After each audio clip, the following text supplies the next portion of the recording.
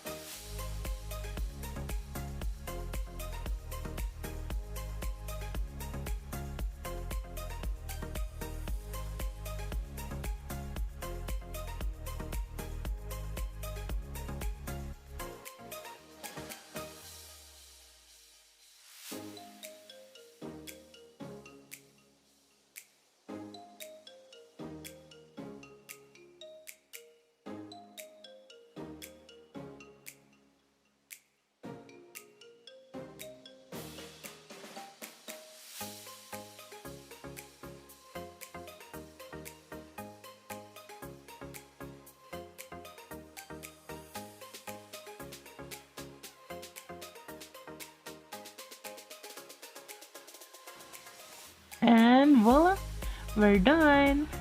Okay guys, thank you for watching our video. Don't forget to give us a thumbs up, and you can follow us on Instagram at Caterpillar Network, and of course don't forget to subscribe. I will see you next time for our next video. Bye.